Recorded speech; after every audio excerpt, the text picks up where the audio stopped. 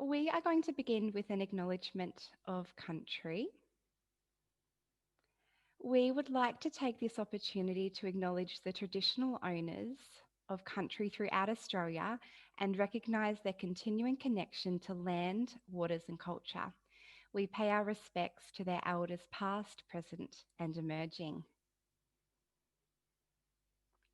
All right, just some quick housekeeping before we get started, everyone. This session will be recorded, so you may wish to change your display name. For this reason, everyone is muted. However, we do encourage you to use the chat box as we go along. We'll have time for a question and answer at the end, so please do type any questions you have into the chat box, and we'll address as many of these as we can at the end of the session. And you also don't need to frantically write tonight. So because you registered for this webinar, we will send you a copy of the slides and any other resources at the end of the session as well. So, like I said at the very beginning, thank you all for joining us. Who are we? So Sunraysia Community Health Services is a service provider for the Victorian Department of Education and Training's School Readiness Funding, the SRF program, which provides support to kindergartens across the Mallee. In terms of the staff facilitating today's session, I am the host, Jessica Kerno, and I am a speech pathologist. We also have Emma Frankel-Vaughan with us, who is a speech pathologist who's just given you all a wave. We've got Caitlin Hancock, who is an occupational therapist. So we work with kindergarten staff, building their knowledge and confidence in supporting children. We also have some wonderful guest presenters this evening.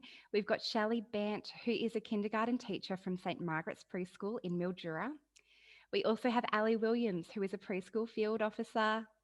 And we've got Polly Healy, who is a prep teacher down at Leachfield Primary School. Just quickly about what we are going to cover today. We'll go over some key messages about school readiness, and Emma is going to run us through what it means to be school ready. Both Emma, the speech pathologist, and Caitlin, our occupational therapist, are going to give us an overview of some school readiness skills. We'll chat about what you can do to support your child and what you can do if you are concerned. We'll then hear from Ali, Shelley and Polly to hear about their perspectives from the different roles that they work in, and we'll do a recap of some key messages towards the end. After this, we will have time for a quick question and answer. So again, we do invite you to ask any questions in the chat, and we'll endeavour to address these at the end of the session. So really quickly before we start, if your child is starting school in 2021, have you enrolled yet? So you should see on your computer or on your phone, a poll will pop up now. We're inviting parents to answer this question. So if you are a guest who is attending but does not have a child starting school next year, you can simply exit out of this poll. And if you are still in the decision-making process, we invite you to have a chat with your preschool teacher and they can support you with this as well. I'll just let that sit for about 30 seconds to give everyone a bit of a chance to respond, and then we'll move on, and we've got one more poll to do before we get into it as well.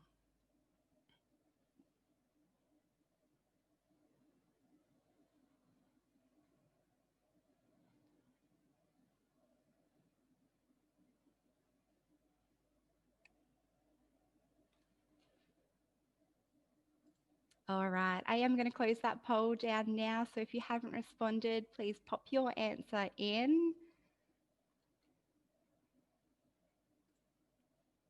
Excellent. Thank you all so much. All right, and one more poll before we start. Again, if your child is starting school in 2021, how confident are you feeling about school readiness? So I'll launch that poll now for you all.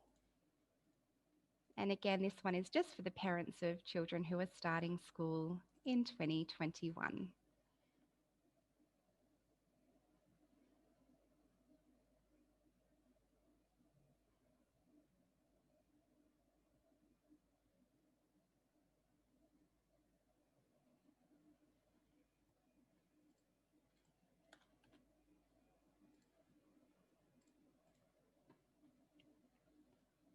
All right, I'm about to end that poll. So if you haven't popped your answers in, please do now, and then we'll move on. All right. Thank you all again for answering those ones for us. So, we understand that 2020 has been far from normal, and you might be feeling a sense of loss or grief for your child's preschool year, and you might be worried. You are not alone. And even though your child may have missed some time at preschool this year, at home, they've likely learnt some really valuable lessons about lots of things, including communication and relationships, life and change, coping with challenges, even if you feel like you're not coping sometimes, that it's okay to not be okay, and the importance of family and community and helping one another. Another thing to remember is that sometimes we can accidentally put pressure on children by talking too much about being ready for school, even if we think we're being really positive about this. Both Shelley and Polly will talk a little bit more about this in their discussions as well. And the last thing we want you to remember is that every child is unique. So we adjust our expectations for every child. So I'm going to pass it over to Emma, our speech pathologist, now to talk about what it means to be school ready. Thanks, Emma. Thank you, Jess. Excellent intro. So I think it's really important to talk about what it means to be school ready, because I think there is a lot of confusion about what it really means. I think we hear the term school readiness and we think about getting our kids ready with things like reading and writing and maths, which can cause a lot of stress and anxiety, but that's really not what we're talking about when we say school readiness or when we want our children to be ready for school. What we really mean when we're talking about school readiness is we're talking about things like communication skills, social skills, emotional regulation, thinking skills, physical skills, and independence. So I'll go into these in a bit more detail with Caitlin. But really, it's these 6 key main areas that we're thinking about when we're talking about school readiness. And they're a little bit like, in terms of thinking about a foundation, a little bit like with the foundation of a house. These school readiness skills are the kinds of skills that you need to lay as a foundation before kids can learn to read and write and do maths and all of those things that we consider to be school skills. So if we go into that in a little bit more detail, oh, hang on, I'm having some trouble with my, here we go. Here we go. So yeah, to go into each of these areas in a little bit more detail so that you know what they mean. The first one being communication skills. When we talk about a child being ready for school or school readiness in the area of communication, it might look like things like being able to express their needs and wants. So that might be things like a child being able to tell you when they're hungry or be able to tell you what they want or need, be able to make choices and ask for things. The next part is about being understood by others. So we know that preschool children typically still have some speech errors in their speech. They may have some age-appropriate speech errors, but they should be mostly understandable and they should be able to get their message across. It also includes things like listening and understanding. So children should be able to follow some instructions and be able to understand when people are talking to them. The other little dot point there is about being able to tell and understand stories. And we don't necessarily mean that as being a bit like storybook stories, but everyday stories. So they should be able to tell you bits and pieces about what they've done at kinder. And when they're at kinder, they'll be able to tell bits and pieces about what's happening at home or events that happen at home and things that they do. And also be able to understand those kinds of stories when somebody, an adult or another child, tells them about something that's happened. Basic stories, they should be able to understand those kinds of explanations. And this little part on the bottom left of our screen there in orange is something that will appear on every one of these slides. It's children really develop these skills through play and everyday activities. What we really need to stress throughout this whole presentation is that there's not really anything special about this, and we need to try not to overcomplicate it or put too much pressure on our kids. They learn through play and through experiences in everyday activities. So looking at the next part of the school readiness skills that we're talking about social skills, and that means things like being able to play and work with others. So children should be able to play with other children and play with adults and engage in activities together with toys or making up their own games. And they should be able to say hello and goodbye. Not necessarily in those words. What we mean is in a way that's appropriate for their culture and the way that they have learned things at home and what's appropriate for them. Everyone does things differently, but they should be able to greet people. Other social skills include things like waiting and taking turns. And so that means, in games and activities, it could be, building blocks together. If you're building a tower, children can maybe take turns placing a block on the tower. And taking turns in communication as well, so that we know that when we talk, communication is a back and forth turn-taking exercise. It might also look like making friends. So children start to develop little social connections with the people that they hang around with at kinder and in the community. And again, children develop these areas of school readiness skills through play and through involvement in their everyday regular activities. Just check I haven't missed anything. Now handing over to Caitlin to tell us a bit more about some other areas of school readiness. Hi everyone, I'm Caitlin. I'm an occupational therapist. So in terms of school readiness and emotional regulation, including resilience, I find that this is something that often comes up. So as you can see, there's a few dot points there that you can read while I talk about them. So it's really important to let kids know that it's okay to have all of these emotions, happy, sad, angry, and worried. I know that I have all of those throughout every day. And we can't be happy all of the time. And if we put this belief and expectation on our children, then we're really setting them up for failure. So if children don't understand their emotions, it's then really hard to expect them to manage and express their feelings in an appropriate manner. If your child does have an outburst or behavioural episode, it's really important that afterwards you talk to them and acknowledge their emotions and talk to them about what you can do different, what they could do differently next time. Was it appropriate? What wasn't appropriate? That type of thing. So the last dot point we have listed there is have a go and try new things. This is a really important one, as the more we avoid something, the stronger our fear and anxiety actually gets. But while saying this, it is really important to remember that kids do things in their own time. And as parents and carers and adults in their life, we're there to support them and be there through all of their successes and learnings. So thinking skills. So sometimes as adults, we forget how many steps and decisions are involved in everyday tasks, as it just becomes second nature to us. So take making breakfast, for example. We don't realise that there's actually so many steps involved in that. It's, what am I going to have? Oh, okay, I'm going to have Wheat Bix. I need to go and get the milk. I need to get the Wheat Bix. You might have sugar.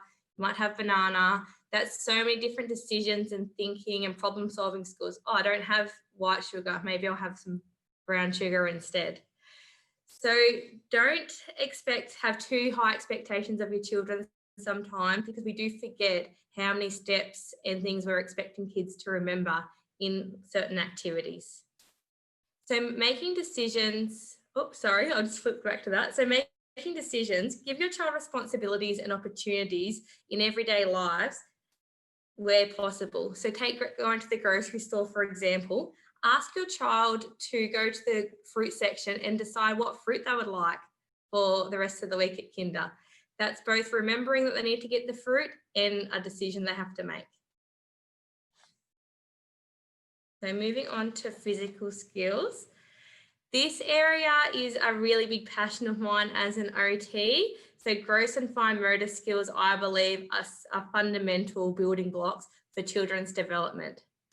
For example, if a child has poor core strength, then they may avoid participating in ball sports at recess or lunchtime. And this is detrimental to their social skills as well as communication. So it's really important that we remember how physical skills, including those dot points you can see, are taken into consideration. But the take-home message for this slide is, don't underestimate the power of taking your child to the park, going for a walk under the river, feeding the ducks, or even making cupcakes on the weekend. This is all providing fun and valuable learning and growing opportunities for your child in regards to physical skills. So our last one to talk about in terms of school ready is independence. So this is another big one that you'll often hear, especially the kindergarten teachers talking about. My big thing I want to say here is, do not underestimate your child's capabilities and skills. There's so many times when I assess children one-on-one, and I do think that the speech pathologist will agree with me here, that parents leave the session and they often say, whoa, I did not expect my child to come up with that answer or be able to complete that task. So give your child high expectations in a sense, and give them opportunities to see what they are capable of. So when you're providing children with opportunities, wait and give them ample time to succeed and actually reflect on the errors they're making to make oh, I can't think of the right word here, improvements. I know it's really quick and easy to jump in when they're struggling, or it's actually really hard to see your child getting frustrated and annoyed when they can't do anything, but it really is helping them to develop their independence by waiting. And the smile on the children's face when they realise that they're actually able to do one of these tasks by themselves and without you jumping in is always worth the wait in the end.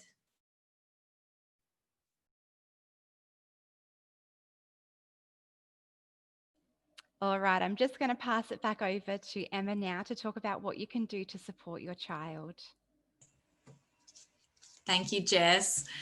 So I think there might just be a few just key messages to recap partway along as we go. We talked about a lot of different things just then, but I think what's really important is to continue to bring it back to the key message that children learn all of these skills through play and through involvement in regular everyday activities and routines. So I think, yeah, I can go into some examples to kind of recap in a way some of the things that we've already talked about. But what's really important to keep in mind, because the next slide is quite busy and there are a lot of examples, is to think that these things are not things that are only up to you. These are things that we support you with either in the community or at kindergarten. We're all in this together supporting your child. It's not just up to you at home. And another really important thing to talk about is, or to think about or to remember, is that you don't need to set up any special learning activities as such. You don't need to pretend you're school at home. Children do valuable learning through their play and everyday activities that they do with you. So it's just part of your normal routine. And you don't need to add in any extra or do too much. The best thing that you can do for your child is to use what you're already doing with a little bit of a focus on things like communication and play and involving them in those routines a little bit. What you'll probably find when we go into some examples in a bit more detail, that lots of those things are things you're probably already doing without even thinking, and that lots of those things that you're doing actually affect lots of different areas of a child's development without realizing all of the wonderful things you're doing already. So to go into the next slide, oops, every time I get a chat, my screen freezes. Here we go. There. Okay. So like I mentioned before, this slide is kind of overwhelming. We've got a lot of different examples of things that we could do with children, but I'm hoping that it's in a way overwhelming in a good way, because it should just help to remind you of all the things you're probably already doing without even thinking and without realizing. So if we think about our sort of key areas in terms of school readiness, we've got those in the top left. I guess a good way to think about it is in terms of your everyday scenarios that I've listed down the bottom, things like getting dressed. If we have a look through some of the dot points, we notice that things like getting dressed, which is a very basic everyday routine, we can use these kinds of exercises or strategies in that type of routine. So when you're getting dressed, you can talk to your child about what you're doing while you're doing it or what they're doing. So you can say, okay, now it's time to get your pants, or we better put your jumper on, it's a bit cold today. You can talk to children about their feelings, or talk to children about feelings in general. You might be putting on a t-shirt and notice that there's a monkey on the front and he looks happy. So you can talk about that with your child, and modeling language about feelings is really helpful. The best thing for you to do is to use the language that you know best. If you speak languages other than English, that's fine. Observing, waiting, listening and responding to your child. So yeah, in the context of getting dressed, you might just wait and see what your child notices or what your child's interested in when you're getting changed. Maybe they do something silly. So the best thing to do is to respond and listen to them and be guided by them. You could sing songs if you wanted to. You could sing a silly song about what you put on your head when you're getting dressed or whatever. There are so many examples. So I won't go through all of the dot points, but I think what's important is you don't need to do all of them. You're probably doing them without thinking. And even if you just did one, and even if you only talked with your child about what you were doing or what they were doing, then you would be automatically working and to support their communication skills, their social skills, emotional regulation, and their thinking skills all in one, just by talking with them about what you're doing. Obviously, they're learning through what they hear. So they're learning language skills and new words through listening to you. And if you're talking with your child about what you're doing, they're learning social skills. They're learning turn-taking skills in that conversations go back and forth. They're learning emotional regulation if you're talking about feelings at all. And they're learning thinking skills. For example, if you had said, okay, it's a bit cold outside today, I wonder what we should do. Then they're learning to think about and plan what they need to do in an everyday activity. And that learning is so valuable. And I think if we tried to draw out the examples for all of them, we would have arrows going all over the place, because there are so many things that we do without realizing, just through play and through involvement in everyday activities that are supporting our children. Where are we? All right. Thank you, Emma, and to Caitlin as well for giving us a bit of an overview of what school ready skills actually means. In terms of what you can do if you are concerned, the first port of call would be to talk to your kindergarten teacher, so your child's kindergarten teacher. They are there to help you, and they will know where to point you if that needs to happen. If something's not working at home, don't struggle away on your own. Ask your child's kindergarten teacher for advice. And we know that getting help as early as possible is best. And in fact, the solution to a concern that you might have might actually surprise you. For example, if a child isn't writing their name yet, extra practice at home might not necessarily be what they need. So before they're able to write their name, children first need to develop their core strength and gross motor skills for sitting, language for understanding and talking, emotional regulation for things like attention, motivation, and enjoyment. So like Emma has just indicated, there are so many building blocks that go into lots of these things. And the other thing to remember is that we need to think about what each child can do and build their skills from there. So I am going to pass over to Ali Williams, who is the preschool field officer now, and she is going to have a bit of a chat to you about her role and the referral service that they do there, and provide you with a little bit more information. Thanks, Ali. Thanks, Jessica. So hi, everyone. I'm really excited to be here today to chat to you a little bit about the Preschool Field Officer program, and also a little bit about a second year of kindergarten.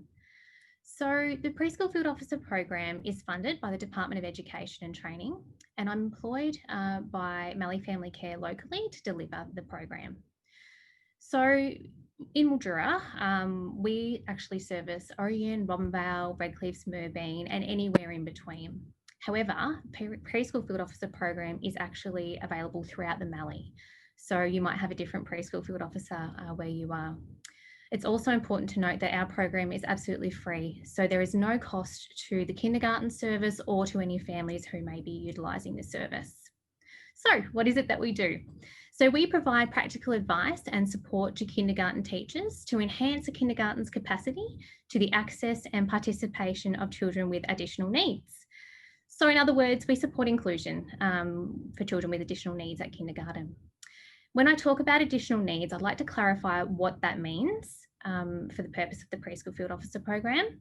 It can mean a child with multiple disabilities, but it can also mean a child who may be having issues around separation, around their emotional development. It could also mean a child who might be having difficulty making connections with friendships or peers at kinder. So that would be their social development. It might also be a child who has some challenging behaviours, or a child who's having difficulty with their self-care, so opening their lunch boxes at kinder or going to the toilet independently and those kind of things. It could be also a child who's having difficulty communicating their wants and needs. But whatever the reason a child is referred, we work collaboratively with the teachers to help each child have the opportunity within the kindergarten environment to reach their full potential. I want to stress that a referral to the Preschool Field Officer program does not mean that anything is wrong. Each child is unique, and that is a wonderful thing. It simply means that the teacher is doing everything they can to best support your child, which I think is really wonderful. So within the Preschool Field Officer process, we want to recognise that families are the experts on their child. So what we do is hold an intake where we would sit down with the family and the kindergarten teacher and just gather as much information about the child as we can. But what you might see us doing, I hope that you'll say hello when you do see us at kindergarten services, but you might see us talking to the teacher about what kind of things are available within the community to support the family or the child. So that's lots of referrals to other services. But you might also just see us chatting about the kindergarten environment, how we might change things up a little bit, some strategies that we might use, lots and lots of different things that we can do to support. To be eligible for a Preschool Field Officer referral, your child just needs to be enrolled in a kindergarten program, a funded kindergarten program. That might mean that they attend a standalone service, but it can also mean that they might be attending a childcare centre, which do have their funded kindergarten, the kindergarten funding. So that's a little bit about the Preschool Field Officer program. I'm not going to go into too much detail, but I would hope that you pop some questions up if you have any further questions about that. I'll quickly chat to you about a second year of kindergarten, which understandably is something that's being talked about a lot with coronavirus. I hear that some parents are concerned that their children haven't had the opportunity to attend kinder in the same way as they would in previous years. But as in previous years, the criteria has not changed for a second year of kindergarten. So if you were looking for your child to attend a second year of kindergarten funding instead of transitioning into school, they must have 2 areas or more of delay. And the only reason a teacher would recommend that a child does have a second year of kindergarten is if your child will achieve better outcomes being at kinder than if they were to go to school. It is funded by the Department of Education if there is a child who would achieve better results being at kindergarten, so there's no extra cost to the family or the service. There is a fact sheet that is available on the Department of Education's website, and I believe that link has been added to the webinar. Thank you, Jessica, for doing that. But I want to stress that your kindergarten teacher is the person to talk to about both the Preschool Field Officer program referral and second year applications. So they're your point of call there. I will just quickly add while I'm closing that in the Preschool Field Officer program, we are really honoured to have the opportunity to work with children locally, and we take that very seriously. But it's definitely nothing to be afraid of. So please, if your kindergarten teacher approaches you about a referral to us, welcome us with open arms, because we really do love working with the little people in Sunraysia and surrounds. Thanks, Jessica. I'm now going to pass on to Shelley, who is our wonderful preschool teacher at St Margaret's. Thanks, everyone. Okay, good morning, everybody. I'm glad you're here. And I hope you come away from today with a better understanding of the transition from kindergarten to school, and I hope you feel more confident about your child stepping up. I also hope that you've been enjoying your preschool year with your child, such as it is, because this pandemic has meant that it's been anything but normal. I've been talking with some of our parents, and I think a few people have been disappointed that it's happened, because you get that 1 year of preschool and it's not been normal. So they've been disappointed and felt a bit cheated of their preschool year. And lots of people are saying that they're concerned their child has missed big blocks of learning. And I want to reassure you that's not the case. In our early childhood sector, we were really keen to get straight on to keeping our connections with our children, connections with our parents and families, and to keep the learning coming. So we were quick to jump on and use all the technology that's available to do that and get some remote learning happening. So I know at my preschool at St. Margaret's, the first thing I did was I created a Facebook group, and that everybody joined in our group, and we were able to have some parent-teacher conversations. We were able to have parent-parent conversations. We even had some children doing things, and we just posted up about our lives. And I guess what we were doing was using social media to socialise, and it was perfect. We also wanted to make sure that the learning kept coming. So we used other platforms where we were getting the educators to sing songs, tell stories, and I put up planned activities that were pre-literacy and pre-numeracy focused so that they could be done at home, and we kept that learning happening. The good thing about doing that remote learning, was that now that we're all getting back onto site, we're hitting the ground running again, and we haven't lost anything in that time. So whether your child was on site through the last couple of terms, or working online, or just hanging out at home, I want to reassure you, all the people that think they've missed out on some learning, that you haven't. Because what your child would have been doing is playing. And children, as we've all been talking about earlier, all the lovely ladies have talked, is children learn through play and their everyday routines. And you would have been doing that. And in always looking for a silver lining, the pandemic probably also helped do some extra things, like adding to our resilience and our adaptability skills. So always see it as a positive. At this time of the year, we start to look at transition learning and development statements and writing those. What these are is exactly what they're called, a transition learning and development statement. It's about your child and capturing their strengths, their interests, their skills, and their development levels. And also it's an opportunity to develop some strategies to make sure that we have a fantastic transition to school and a positive transition. So I'll be writing up all what I know about your child and putting it down on their paper. But the wonderful part about the statement is that there's a section for parents to have their input. Your input is always invaluable, but I think given the pandemic and that we haven't always been on site, your input's going to be extra important this year. I don't want you to feel overwhelmed by it. It's quite simple. There's questions on the statement that will guide you through the information and get you to answer those. And it's also my job, if you felt a little bit anxious or overwhelmed by putting some information down, I'm there to help you to do that. Your kindergarten teacher will help you to do that. And these fantastic transition statements then get shared with your prep teacher. And what she's getting is a lovely foundation, a snapshot of your child, where they are, and then she can tailor that transition to your child. It's also a kindergarten teacher's job to support you through the enrolment process. That's right from even helping you to feel comfortable at going to school and what the choice of school that you've done, and right through until we're having face-to-face conversations with your actual prep teacher. Again, given the pandemic and the restrictions we've got, when you're trying to catch up with your teacher, we can't be doing those face-to-faces at the moment, but remember that I know at my kinder, we're more than happy to do Zoom sessions, phone call sessions, or if it's easier, through email. So whether we're doing enrolment advice or transition statement advice, keep in contact with us. We'll find a way of communicating with you. I'm just going to finish with a couple of pieces of advice that I always do with my families. The first one that I always say to them is, When you're deciding if your child's ready for school or you're a bit anxious about it, one thing not to do is to compare your child to other 4 and 5-year-olds or to siblings if you've got older children. I mean, we all know up in here that every person's unique, but it's sort of human to try and see whether your child, where they fit in compared to everybody else, but that's not helpful.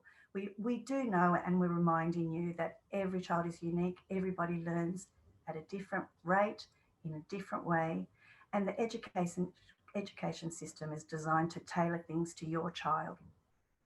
My other piece of advice is that while stepping up to school is exciting, and of course it is because it's a major milestone in life, and as adults we want to make that special and we want to make sure that the children are excited about it.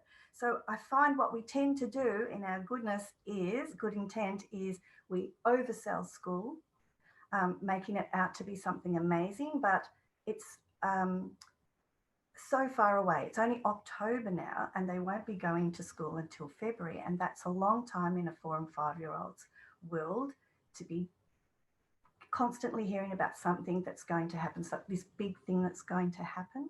And in that long time, certain children can become over anxious about it, can overthink it, can get misinformation from older brothers and sisters or friends, and you've got a long time where negativity can set in, and we don't want that to happen. So really what I'm trying to think is you need to be low key about stuff, because not everyone's coming from the same background either. You might be a family that have got older siblings and your child is already familiar with the school environment, the school routines, uniforms. They might even know some of their teachers and things that are there. But for others, it might be their first time at going to school, and it's all new to you. And on that one, I always say if it's the first time, your first child going through the gate for the first time, it's also your first time as a parent, and you're going to be navigating that world, a new world. So I think my advice on this bit is to just stay low key and positive. Wait for your children or child to ask things, to be interested, and then just give them short, easy answers. Don't go into too much explanation. Maybe you might want to drive past the school when you're driving past, you point it out and that, but just all that low key stuff for this next couple of months. And the schools, I'm not sure what they're offering, probably be able to talk about what's going to be able to be offered in the way of orientation visits and stuff. But the schools do a lovely little transition process, but it's just don't over talk it, don't overthink it, don't oversell it. Wait until middle of January and then boom, you can go into it and start getting excited about uniforms and lunch boxes and things. That's the time when you're 4 or 5 to get excited, because that's a short time frame. And then just remember, not everyone will have the same reaction to starting school. Sometimes the ones that have looked confident and cool and can't wait to get through the school gate fall in a heap because in a way we've oversold it, and it's not what they thought it was going to be. And then other times we're surprised, a child that's been anxious all the way and doesn't want to go to school arrives and slides in there. So you just can never tell how a child's going to react to school. So basically, just keep it a lovely, positive, low key over the next couple of months, and then enjoy January when it's ready to start going to school. I hope you have a positive, confident start to stepping up to school. And if you have any issues or concerns, go and talk to your kindergarten teacher, because that's what we do. We're the experts. So yes, and I'm happy to answer any questions if you've got them. I'm going to hand over to the next stage, which is I'm going to step up to Polly, who's our prep teacher. Thank you, Shelley. That was fantastic. Hi, guys. My name's Polly Healy. I am the primary school teacher at Leachville Primary School. So at primary school, we ensure that all of the students are catered for. Primary school teachers are really good at ensuring that we see every child as the individual that they are. So we're really lucky that we work so closely with all of this team that's been here today. We take all of their knowledge on board and we use that in the transition statements that Shelley mentioned earlier. So it feels as though we already know your child before they even come through that gate. So we're ready for them and we're really excited to be able to have them. At the start of the year, your teacher will do a bit of testing and stuff to work out where your child is at so that we can get the best for them. So that will always happen at the start of the year. What you can do at home, ready for your child to come to school, as always, play. Play with your child so that they're understanding and they're using all of those communicational skills that Emma and Caitlin spoke about earlier. You're already doing them, so don't worry and just enjoy the time that you have with your child, okay? The other great thing that you can be doing for them is reading to them, always reading to them and talking about the language that you see inside those books. So if there's a new word in there that they're not quite sure about, taking the time then to explain to them what that word means. And that's exactly what we'll be doing at primary school as well. The other thing you can start doing for your child at home is just giving them that little bit of independence, not too much, just enough. Just like Caitlin said before, maybe it's that starting to think about, okay, what fruit would you like for the rest of the week? Just that little bit of independence so that they're starting to realize, okay, I do need to start thinking about what I can do for myself as well.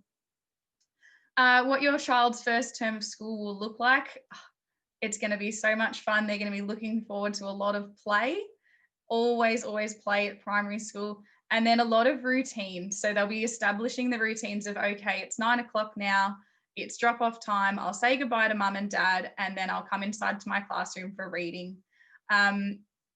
They also will be learning all of the routines such as, okay, well, I need to go to the toilet at this time when the bell rings, and learning all of those really important things that makes them ready for their years at primary school. If you're concerned about the enrolment process or anything like that, please contact your schools. We have lots of information that we're ready to give you. And we're really excited to be able to focus on them this year and next year as well. So getting them through that gate. If you can get them through, then we're ready to go and we're so excited to have them. We're always going to be focusing on your child. We're going to work as a team to support your child. Everyone that you've met here today, those support services don't stop, okay? They're still working through their kindergarten teachers, which are working through me. They're all still there to help you through, and there'll be even more that the primary schools will have to offer as well, okay?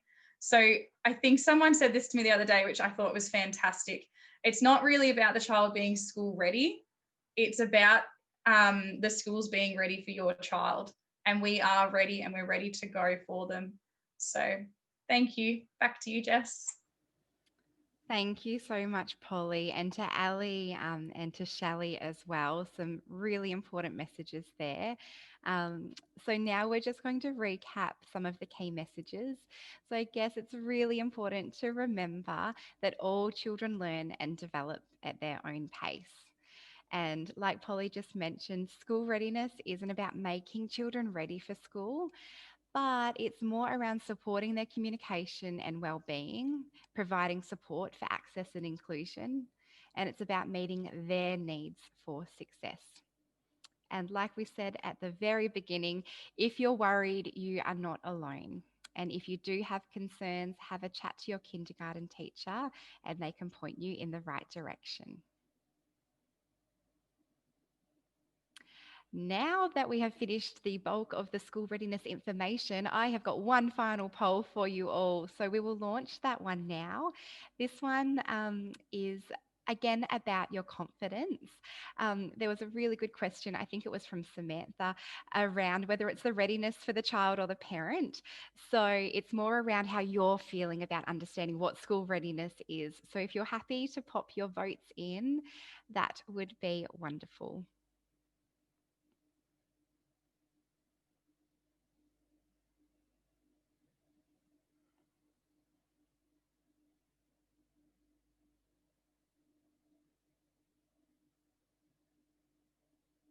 Lots of answers coming in. Thank you all so much. I will close that one off in just a moment. So if you haven't answered, pop it in now before we move on.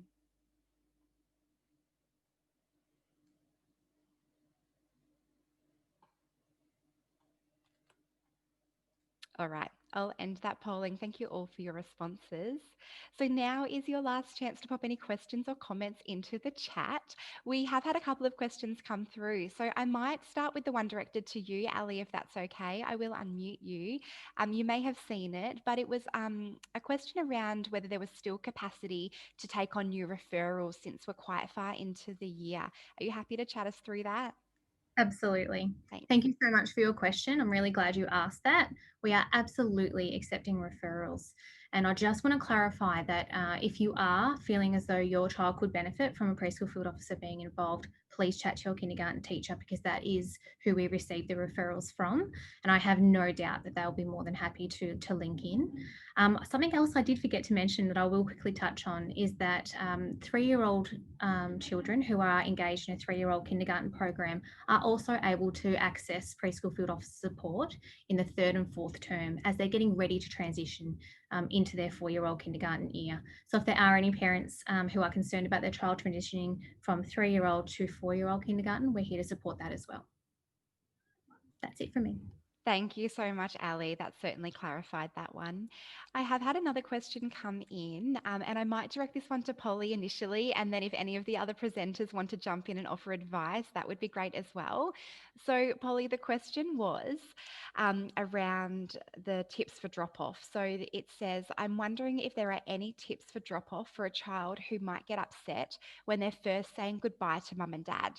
Once they are there and a few minutes have passed, they enjoy it and participate well. But do you have any advice around that? Yeah, absolutely. And first off, that is such a common thing. So don't be upset if that's happening, because we see it all the time and it's totally okay. So the first tip I would have for you is to ensure that you have a routine based around this. So children respond really well when they've got a routine to work with. So understanding what will happen next, okay? The other thing I would recommend is there's two sort of approaches that I like to take sometimes. One of them is maybe getting to school a bit earlier, and then so you have that time and maybe you have a bit of a play with your child before you leave. So making sure that you can settle them first if that's the way you feel comfortable and if you have the time. If you don't, the other option is to actually just drop them off and say goodbye and assure them that you are coming back and leave. Because, and I know that will feel really hard, but like you already said in your question, once they're there, they do enjoy it. So then as a prep teacher, what we'll then do is we'll work with that child to assure them that it's okay, mum and dad are fine. And usually we're pretty good to you and we send you a quick message, maybe an hour later, and say, hey, by the way, such and such is doing just fine. The other little helpful hint I like to give to kids is if they've made something that day at school that they really enjoyed doing, I'll send it home with the child. So then you have a conversation at home that you can start at the dinner table or things like that and say, oh, you really enjoyed drawing your picture today. Look at all the beautiful colours that you've done. And I never ask the child what it is. I say, tell me about it. So then they can give you some really good indications of what they've done. That way, the next day when you're dropping them off again, they have something to hold on to that they're thinking, yes, great, I really enjoyed school that day. I know that I'm going to like it today, and gradually it will start getting easier. But again, you need to keep it into a routine. So whichever one you stick with, follow it through. Awesome, Polly. That is some great advice. And Caitlin, the occupational therapist, has just popped her hand up and might have a little bit of information to add to that one as well. So I just wanted to add on to Polly with all that great advice that sometimes with parents, be really careful what your body language is telling your child when you're dropping them off. So if you give them a hug and you're like, off you go, but then you keep your arm around them, even though you're telling them off you go, your body is saying, stay close to me, I'm going to protect you, you're not safe to leave. So just be really aware of what your body's communicating to your child, because children really do pick up on lots of little cues. That is so helpful. Thank you so much, Caitlin. And Shelley has definitely got a lot of experience in this as well. So, Shelley, if you wanted to add anything, that would be great too. I think everything the ladies have said is perfect. I just wanted to just add a tiny little bit, which is to acknowledge it in words. I say to all my children that are having trouble at the drop-off time is, I actually say these words to them, I know the goodbye part is really hard. And just by saying it out loud, what I'm doing is acknowledging their feelings, that it's okay to watch your mum or dad walk away from you and that I'm here for you, because it's that transitioning from home and mum to my care. But by just saying out loud, I know saying goodbye is so hard and I'm here with you. and being close to them. It's somehow, I don't know, they're like little magic words, and it's just by saying it out loud, I get a much better response. So just I think it's putting into words what they're feeling. That's such a good point as well, Shelley. Thank you so much. Hopefully that's answered that question for you. I've seen that there's been another question around do you contact the school already to look into speech therapy through the school? So I might answer this one, but Ali, you might have some advice around this as well. So certainly if the child is already engaged with a speech pathologist, we'll assist in this transition. So we'll make sure that if you are transitioning off to school, that we'll let the school know that there are speech, language and communication needs, and so they will support you in an ongoing capacity for that. If the child is not already engaged with a speech pathologist, again, this would be something that we'd recommend having a chat to your kindergarten teacher about. And then if a referral does need to go through to the preschool field officer program, they can organise that for you, which again will prepare the school for your child. So just putting it back onto the school to be ready and prepared to take that on. And again, the kindergarten teacher can pop that in the transition statement as well, just to aid that communication. Did anyone else? Yeah, Ali, I'll jump over to you and you can add a bit more to that if you'd like. Thanks, Jessica. I just wanted to add that it is so important that all services who are working with a child communicate. So I know you girls at Stranger Community Health do this very well, and many, many other services do.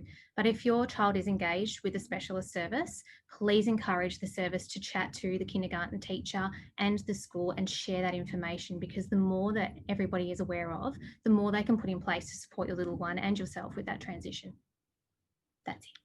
Awesome, Ali. Thank you so much. And that is such a good point. I guess one thing just to remind everyone is that we are all here to help, and we do the jobs that we do because we love them. And so we are here to support your child.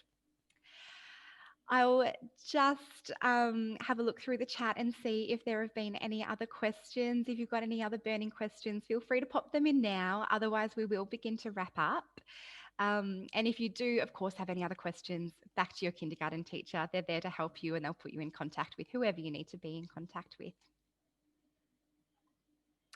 All right, we might finish there. I would like to thank all of you for attending today. We really appreciate that you've taken time out of your day to learn more about school readiness.